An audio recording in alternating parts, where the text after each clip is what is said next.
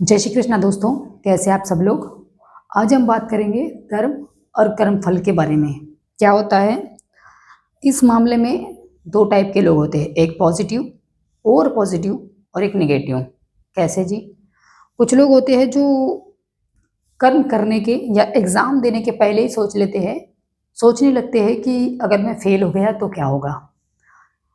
जैसे इंटरव्यू देने जाएंगे तब ये सोचेंगे, जाने से पहले ही सोचेंगे अगर मैं रिजेक्ट हो गया तो क्या होगा। किसान खेती करने से पहले ही सोचने लगता है अगर बाढ़ आ गई तो क्या होगा। ठीक है। और कुछ और पॉजिटिव लोग होते हैं। कैसे? जीत होगी नहीं होगी वो बात की बात है, विश्वास है जीत होगी तो ये बहुत अच्छी बात है, लेकिन आप इसके ढोल नगाड़े पीटने लगो, लोगों में मिठाइयाँ बांटने लगो कि मैं कलेक्टर बन गया या बनने वाला हूँ, या मैं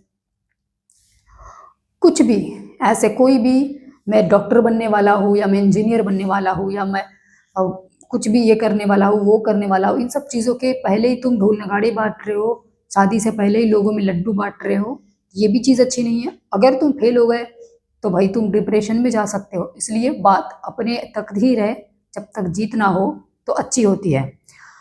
इसके बारे में भगवान श्री कृष्ण ने युद्ध स्थल में अर्जुन को कुछ बातें कही थी। अब मैं आपको भी बताऊं, यदि तुम विजय चाहो तो ये आवश्यक नहीं कि विजय तुम्हारी हो, तुम्हारी पराजय भी हो सकती है। किंतु यदि तुम विजय से मोहित नहीं होगे तो पराजय से भी नहीं घबराओगे। तुम तो केवल ये सोचो पार्थ कि चाहे विजय हो या पराजय, तुम तो केवल इसलिए युद्ध कर रहे हो क्योंकि युद्ध करना तुम्हारा कर्तव्य है। फिर तो विजय के सुख का या पराजय के दुख का प्रश्न ही नहीं उठता। और जो ना विजय से खुश हो और ना ही पराजय से दुखी, वही सत्प्रज्ञ है। इसलिए हे पार्थ, तुम कर्म के प्रतिफल की चेष्टा ना करो, तुम तो केवल वो करो जो तुम्हारे वश में है, अर्थात तुम केवल युद्ध करो। और यही कर्मयोग है पार्थ, यही कर्मयोग है।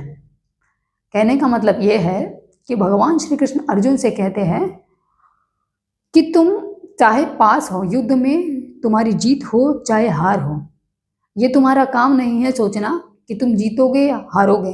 तुम अपना 100% दो, तुम्हारा काम है युद्ध करना, तुम युद्ध करो। बाकी युद्ध में तुम जीतोगे या हारोगे वो तुम्हारे हाथ में नहीं है, वो तो ऊपर वाला जानेगा या तुम्हारा कर्म जानेगा। इसलिए तुम सिर्फ युद्ध करो। वैसे ही नॉर्मली लोगों में भी यही बात होती है कि आपको पास होंगे या फेल होंगे एग्ज़ाम में, उसके बारे में सोचना नहीं है। आप अपना 100% दो, आप तैयारी करो और एग्ज़ाम दो। वैसे ही खेती करनी है तो आप खेती करो। बाढ़ आनी है नहीं आनी है, बारिश कितनी होगी नहीं होगी, आपके हाथ में नहीं है। आप अपना काम करो, फल कैसे मिलेगा वो ऊपर वाले के हाथ में है। अगर हम फल के बारे में सोच लिए तो हम अपना 100% एग्ज़ाम में नहीं दे सकते।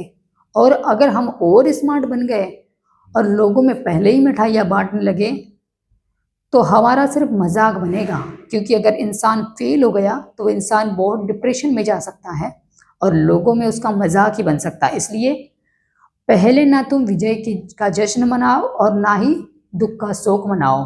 पहले सिर्फ कर्म करो और अपनी एग्ज़ाम दो, अपना 100% दो, बाकी रिजल्ट तो ऊपर वाला देखेगा। Thank you so much.